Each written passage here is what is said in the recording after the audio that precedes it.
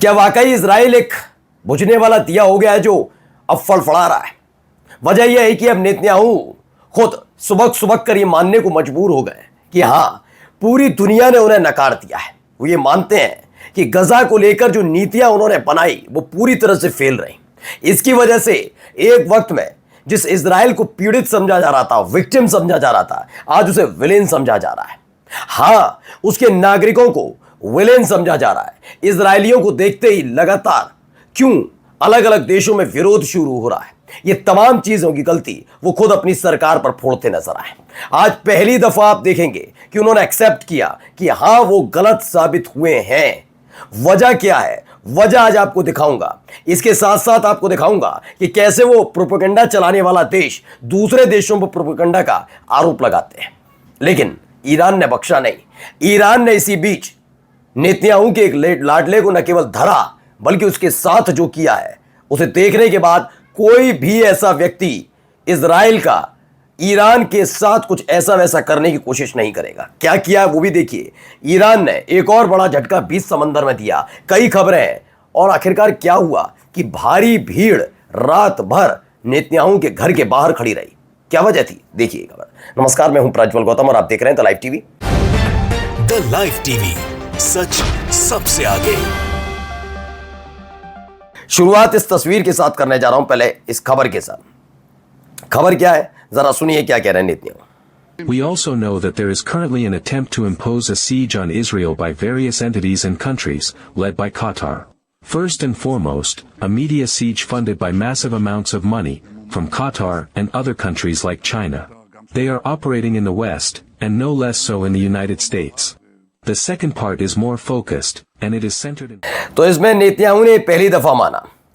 Israel के प्रधानमंत्री ने वाकई स्वीकार किया कि जो उनका शासन है, जो उनकी सरकार है, विश्व स्तर पर लोग उनका साथ छोड़ रहे हैं, अलगाव हो रहा है, लगातार आइसोलेट होती जा रही है और ये खुद वो महसूस कर रहे हैं। और ये सब कुछ गजा को मान्यता देने के चलते और वहां चल रहे नरसंहार के बारे में तेल अवीव की जो राय पूरे देश में, दुनिया में बनी है, उसकी वजह से हुआ है। लेकिन अपनी गलती मानते मानते कर क्या रहे हैं, जरा ये देखिए। ठीकरा भी किस पर फोड़ दिया?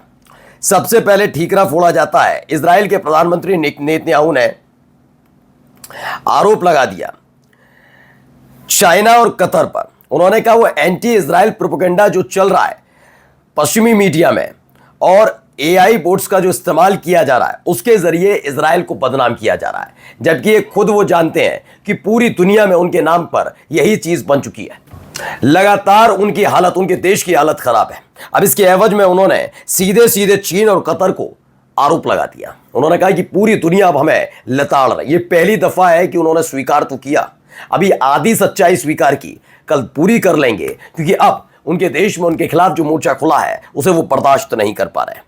अगली खबर दिखाता हूं, देखिए यहां पर भी जैक्सन हिनकेल ने भी बताया नेतन्याहू ने चीन पर आरोप लगाया है कि वो एंटी इजराइल प्रोपेगेंडा चलाने के लिए पश्चिमी देशों के कई संगठन से लेकर न्यूज चैनल और तमाम जगहों को फंडिंग कर रहा है, जिससे उनका यानी इजराइल के बारे में लगातार झूठ परोसा जाता रहे। लेकिन बात तो यह है कि अगर ये झूठ है भी तो जिम्मेदारी किसकी थी इसे सच में साबित करने के लिए? क्या क्या था? क्योंकि आप तो लगातार इस तरह से बताते रहे कि कितने दयावान वाले हैं, मुखबरी सबने देखी, हमले सबने देखे, कतर पर हमला हमने देखा, आप ईरान पर कर चुके थे, सब जगह आप ही तो कर रहे हो और उसके बाद आरोप किसी और पर लगा रहे हो। आधी सच्चाई मानिए भी, पूरी भी मानोगे। इन सब के बीच हमास का एक बयान आया है।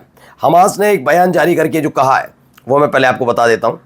Has rejected as lies Israel's aggression, Israel's allegations about using residential towers in Gaza City for military purposes.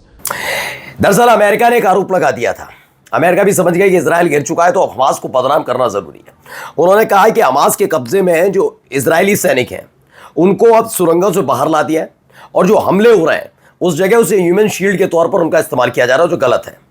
ये अमेरिका के राष्ट्रपति का बयान था। इस पर हमास ने इस तरह के किसी भी उसको कि हमने सिविलियंस को ह्यूमन शील्ड्स के तौर पर इस्तेमाल नहीं कर रहे हैं, ये स्पष्ट कर दिया कि हम इस्तेमाल कर ही नहीं रहे। ये सारे के सारे जो दावे हैं ये झूठे हैं, ये मक्कारी से भरे दावे हैं, ये स्पष्ट कर दिया। अब देखिए एक दो खबरें और निकल कर आई, पहले मैं दिखाता चल रहा हूं। डेनमार्क ने कहा कि इजराइल ने वाकई इंटरनेशनल लॉ को तोड़ा है और इसीलिए फोकसिंग ऑन बैनिंग, यानी अब वो फोकस कर रहे हैं इसी लिहाज से कि उनके नागरिक यानी एक भी इजराइल डेनमार्क में एंट्री ना कर पाए। यानी पूरी तरह से डेनमार्क ने भी इजरायलियों के दरवाजे बंद कर दिए कि इजराइल के लिए किसी के दरवाजे नहीं खुले।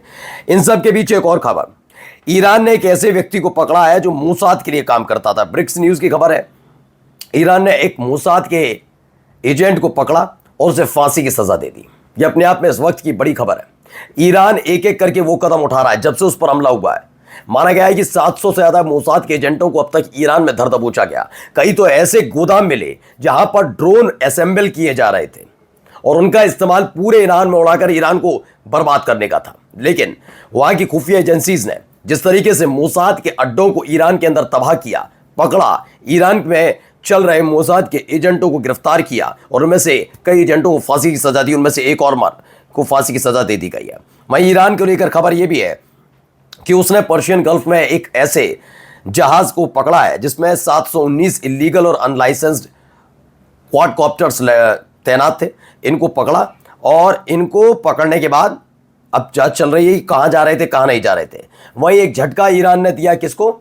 इजराइल को। दरअसल 2 स्टेट सॉल्यूशन के बारे में आप सबको पता होगा, इजराइल को तो मान्यता थी, फिलिस्तीन को मान्यता अब तक मिल नहीं रही थी। तो जब 2 स्टेट सॉल्यूशन, दरअसल ये आप अगर सोचते हैं सिर्फ एक बारी की बात है तो नहीं, दरअसल दोनों को, इजराइल को मान्यता भी और फिलिस्तीन को मान्यता नए सिरे से देने की बात चल रही थी। तो उसने, ईरान ने कहा कि हम फिलिस्तीन को मान्यता देने के तो पक्ष में है, लेकिन इजराइल कौन है? यानी 2 स्टेट सॉल्यूशन नहीं, सिर्फ हम एक स्टेट को जानते हैं, उसका नाम फिलिस्तीन है। यानी बार बार अपने दावों पर अड़े गए। अच्छा, ये क्यों करना पड़ रहा है? क्योंकि उसके बाद हालात देखिए, पूरा का पूरा रैली आप देख रहे होंगे, एक के पीछे एक के पीछे एक के पीछे एक गाड़ियां, और ये सारा सामान कहां जा रहा है? इन्हें खदेड़ दिया गया है ऐसे वक्त में जब फिलिस्तीन को मान्यता मिल चुकी है, मतलब प्रस्ताव पास हो चुका है, और गजा में घुसकर इजराइल के सैनिक अब ग्राउंड ऑपरेशन चला रहे हैं, यानी बम गोला बारूद जो मिल रहा है उसको गोली मारते जा रहे हैं। उसके बाद ये खदेड़े जा रहे हैं। ये हालात दिखते हुए नजर आए। तो ये भी एक हालत वहां पर नजर आई है कि ये स्थिति बन रही है और इसीलिए शायद यूएन ने इसे जेनोसाइड करार दिया। अब ये लोग क्या कर रहे हैं, जरा एक दो तस्वीरें देखिए। ये लोग कौन है, क्या कर रहे हैं, जरा देखते चलिए। टेंट वेंट गाड़ कर बैठे हुए हैं। ये वो लोग हैं जो इजरायली प्रिजनर्स हैं जो इस समय हमास के कब्जे में हैं, उनके परिवार वाले लोग हैं।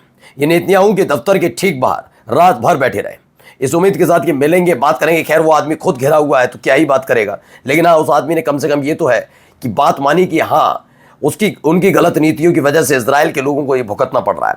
वहीं ईरान ने एक और बड़ा फैसला किया, यही बना, ईरान रिजेक्ट कर दिया। अरब इस्लामिक समिट्स में इजराइल को रिकॉग्नाइज करने की बातचीत चल रही थी, कम से कम इजराइल भी एक देश के तौर पर मान्यता रहे, लेकिन ईरान ने कहा कौन इजराइल? अच्छा, कोई है देश क्या इजराइल? ऐसी एक्टिविटी की जिसके बाद तमाम जो मुस्लिम परस्त देश थे वो भी देखते रह गए। उन्होंने कहा मैं सिर्फ फिलिस्तीन को जानता हूं, इसके अलावा कुछ नहीं। एक खबर जरा ये भी देखिए, यहां क्या खबर निकल कर आई है, जरा ये देखते चलिए।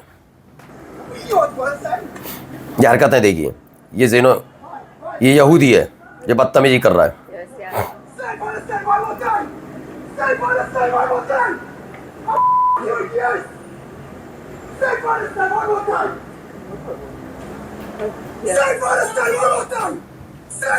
देख रहे हैं